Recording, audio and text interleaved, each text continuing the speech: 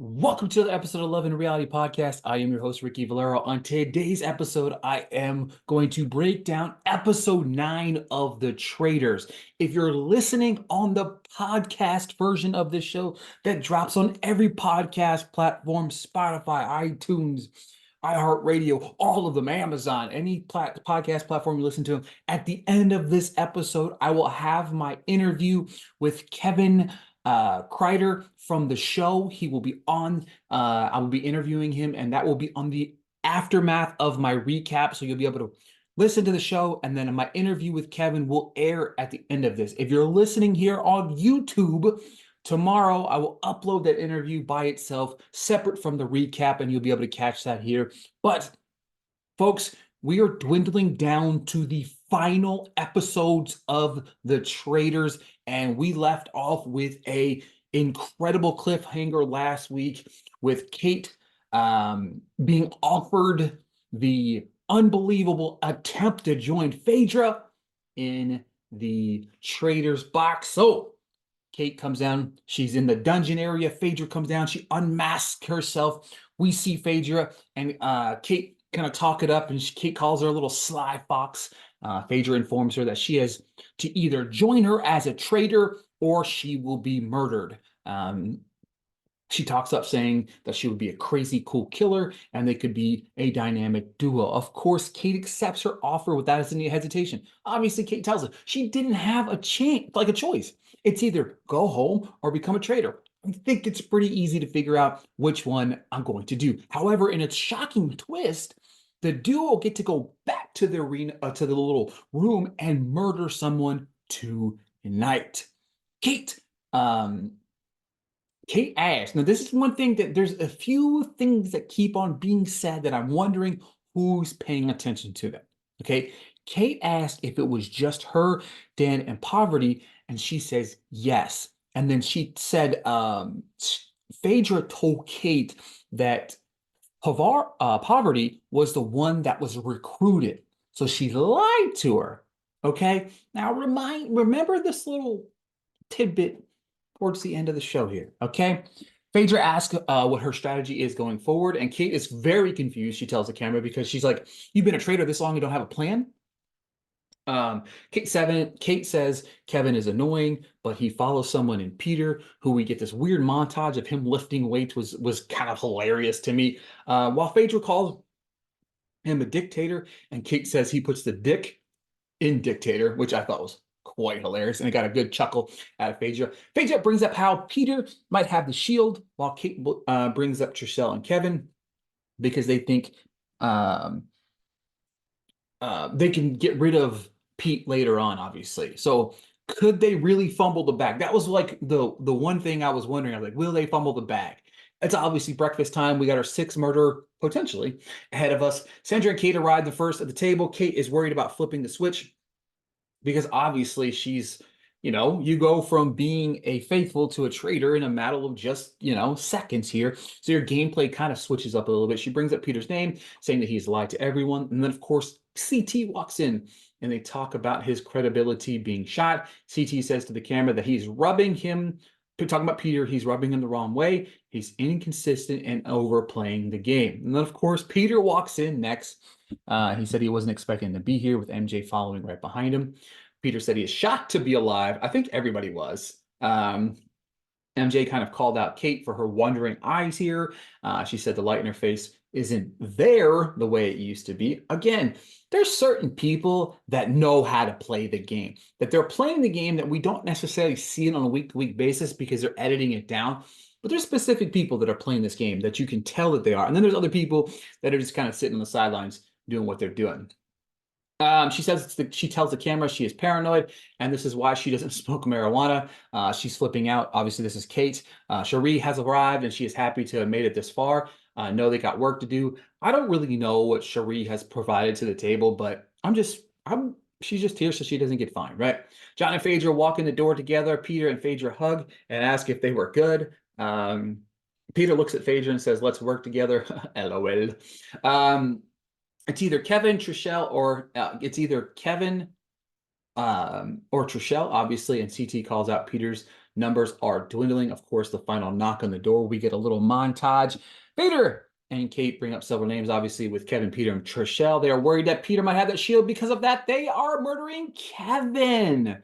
Kevin's time to go. This one, look, this is one of the ones that does not make any sense to me. I understand it's getting rid of Peter's numbers, and obviously they don't know if they would have eliminated Trishelle, that if they limit, actually, you know what? Now that I think about this, it might have been a really good play, because they know that they have the opportunity to get rid of Peter later. So if they murder Peter here, it can expose them as potentially being traitors.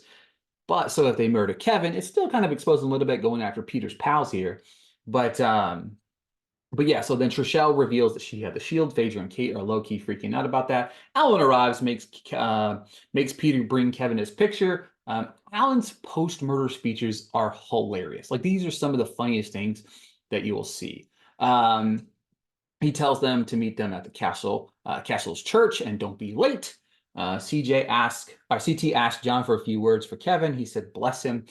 Peter's worried his numbers are slowly starting to go away. Kate asked Peter if this is funner than being on The Bachelor. He said yes. Trishelle, CT, and Phaedra, they're talking about why Kevin. They're convinced, the lovers here are convinced that Trishelle, are trying to convince Trishelle that Peter might be a traitor. She's trying to figure out who to trust in this game. Trishelle believes that he is a faithful. John and Trishelle are talking. He decides they have to start tackling some other people because their numbers are gone. There's 3 of them. It's Trishelle, John, and Peter. That's it.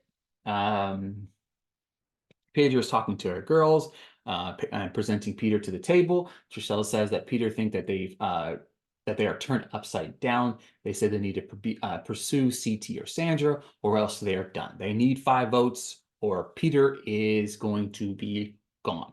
Peter asked CT who's leaning towards voting. He said, Peter. This is the thing that I respect the most about CT. CT is not going to lie to you. CT is not going to give you no bullshit. CT is going to give you a straight answer. He literally looked Peter in the face and said, who are you going to vote for? You, motherfucker. Like, you're that guy. Like, I'm going to vote for you. He says Peter's playing a messy game. And then Peter promises him that he's not a traitor.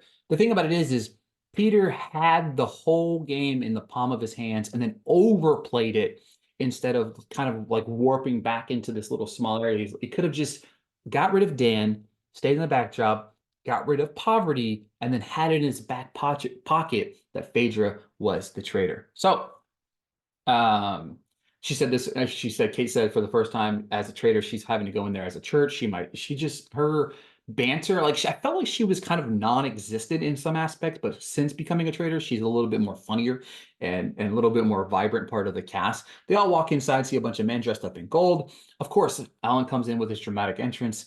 Today's mission, laser focus strategy, aim, and each of their names are going to be up on this stained glass windows. What they must do is shoot the windows with the crossbow. They must break every window, leaving one remain. The one person left to remain will receive the shield. They begin with $25,000, but for every arrow shot and missed, they will lose $250. This was a pretty funny game. I'm sure there's plenty of like outtakes because this went on for a while. Phaedra begins, says she's going after John because she doesn't think he needs a shield. He's terrified. She misses, loses $250. CT picks Kate. CT is up next. He picks Kate and misses it. Kate is up next. She says she picks CT because she's going alphabetically order for sure, but misses. She tells the camera she doesn't care. She missed because she is doing the murdering, which, again, funny one-liner from Kate, not expected just because of where she's at in this game. Sandra said John doesn't need it because he is the most faithful. Sharif goes and picks John, and nope, both miss again. John steps up to the plate, picks MJ. He misses. John is literally so, like, he's one of the only people, like, there's people like upset that they're missing, but John is like so mad at himself when he's playing this game and he keeps missing. Like, at one point it's like I never thought anybody was going to like hit the target, you know what I mean? Like, Trishelle picks Cherie and misses. Phaedra's back up, picks Cherie and misses. CT's back up. Everyone's complaining because they're losing all this money. Everyone is picking Cherie as an easy target. NJ is the first to hit the target. Phaedra going after Peter now, nails it on the first shot. CT shoots and knocks down Phaedra's name. MJ is next. Sandra is next. But with CT in the top right, it's not able to hit. They're down to $17,500, wasted 7 shots on CT's name. Phaedra is up next and decides to target Trishelle, which causes the of CT and a few other people. They were trying to shoot. They had like what was it, like three and three names at the top, 3 names at the middle, 3 names at the top. So they had eliminated everybody in the middle and the bottom 2, and they couldn't get Trishelle's yet, so they were avoiding her. So they were going to go across the top. And then Phaedra and Sandra kind of came up with the idea, we'll just go down and try to get Trishelle, which caught the of somebody else. Phaedra's up, she's targeting Trishelle, but she misses. After 7 misses, Kate knocks out Trishelle's. CT, John, and Kate are the ones left to fight for the shield. Kate is knocked out by Phaedra. It's down to CT and John. CT's turn. He knocks out and knocks John's out, and CT gets the shield. CT is happy, but Sandra and Phaedra purposely went after Trishelle, and he said it was traitor behavior. Kate said she missed CT's on purpose. Trishelle said that Peter and Cherie, that she felt targeted by Phaedra. Trishelle, John, and Peter gathering. Our Peter's pals are talking, and he said he will for sure be going up for banishment tonight. John said talking to Sandra and MJ to see if he can flip them.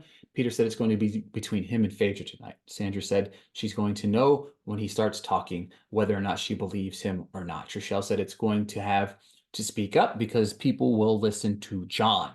Trishelle is planning on talking to Kate and MJ. And then, of course, the interesting thing is will Kate kind of protect herself to see if she's going to make it any further? Peter's plan is to get Phaedra away from the rest of the girls so that they can talk. Sandra talks to them that John is 100%. Sandra tells them that John is 100% certain that Phaedra is a traitor. Peter and Phaedra are talking, and the other girls are kind of trying to eavesdrop, but Trishelle walks in and says she knows she is a traitor, talking about Phaedra. Kate is trying to overtalk Trishelle, but Trishelle kind of put her in her place, which was beautiful to see. She said her friends have a blind trust for Phaedra, and like Cherie, MJ, and everybody's like, no, we don't. Like, the fuck we do? Like, we're going in with a very open mind. And MJ said we're all Bravo girls, but they need to play the game, which I love that. I love that they recognize that, we're here to play a game. We're trying to win some money. CT is convinced, but he doesn't know what to do because he loves him some Phaedra. He goes to talk to Trishelle. CT says he's worried about they are preventing Trishelle from getting the shield. They think Sandra and Phaedra are traitors. Trishelle, she thinks Phaedra is 100% a traitor. And he says, I'm in. Let's do it. Oh, fucking boy. The pot is at $129,000. Here we go. John speaks up, saying this is a pivotal moment in the game. He said there's no turning back. He said, I do believe Phaedra is a great person, but a traitor. He said he can't prove it, but asked everyone to support it. He said there's 2 people that were banished and both named her. He said that is the most important point. His second point is he thinks it's a matter to find and banish a traitor. He said Phaedra flies low. It's, fly low Phaedra, non-committal, Phaedra under the cover of darkness. He believes he won't be here tomorrow if she stays as a traitor. And then Phaedra speaks up. She says, I'm glad you're not God. He said, you can't bring it down a little bit because this isn't political. She thought he's talking a little loud, and she wanted him to bring it, just reel it in and say what he was going to say. She comes, and then, of course, she goes after Peter. And then both of the traitors were in cahoots with Peter. She said she wanted to work with her. Phaedra said she is a truth faithful. She said, and I quote, you might have forgotten this isn't The Bachelor because I don't have to kiss your ass for a rose. Holy shit. And you know what? You could tell that cut Peter deep. Like, deep. She said, I don't have to kiss your ass for a rose. God. Phaedra. Man, she's razor sharp. She said, I don't like how you play the game because it's all about me, me, me, me. She said she doesn't have to answer them. She said if that's where you have messed her up. Peter said he doesn't want you to be Peter said, I don't want you to be a traitor. I have liked you until you made that comment. Also, Peter said, you didn't like I rejected your offer. Now, this is the point where Kate better realize that Phaedra lied to her from the beginning, where they said that they offered Poverty, where she said she offered Poverty the spot on the Traitors. That's the point that I hope is seen by Kate there. Now, what does that really mean? Just means she can't trust her. Big deal. It's the Traitors. We're the Traitors. I got to protect myself type of scenario, right? Because I feel like Peter looks good to Kate if she says, Peter, we offered Peter the spot, but he turned it down. You have to respect that. Even though it was probably not the smartest decision in the world at the time, you have to respect his decision making of saying, no, I'm going to be a faithful to the end. So I feel like that does change a little bit, even with her being a traitor. Now, CT says that he brings up the entire Target thing. He said, he didn't understand why she did what she did. Trishelle said Peter, Kevin, and her have voted for her, and Kevin is gone. So the consistency of anytime anybody votes for her, that one of Peter's pals is gone. Sandra, MJ, and Cherie questioned their only problem was trying to save Poverty. He said the shield blocked when they gave to Bergie, and he orchestrated that period. Like, he's not wrong. He's overplayed his game, and he's got to the point where he's like, played ridiculously. But it's time to vote. The ladies are not sure what to do. Sandra, MJ, and Cherie are like going crazy here. Phaedra votes first. She picks Peter. Sandra, Peter. Unbelievable here. Peter, John, Trishelle, and CT all vote Phaedra. Of course, it's 4-2, but we have the back half of the ladies where we got Cherie votes for Peter 4-3. Kate votes Peter 4-4.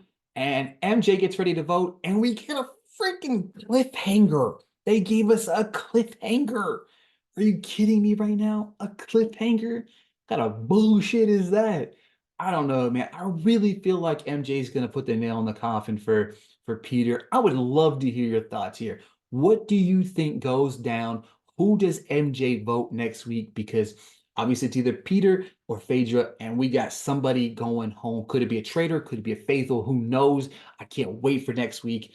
Thank you guys so much for tuning in another episode. If you're listening to the podcast version of this, reminder, you will hear my interview with Kevin Kreider from the Traitors after this small pause. If you're listening here on the YouTube, folks, check it out. I'll put the link in the conversation here. Go check out my interview with Kevin. That'll be dropping right here on my YouTube page tomorrow, Friday. Guys, continue support. Thank you, thank you, thank you, thank you, thank you. And I hope you enjoy the interview.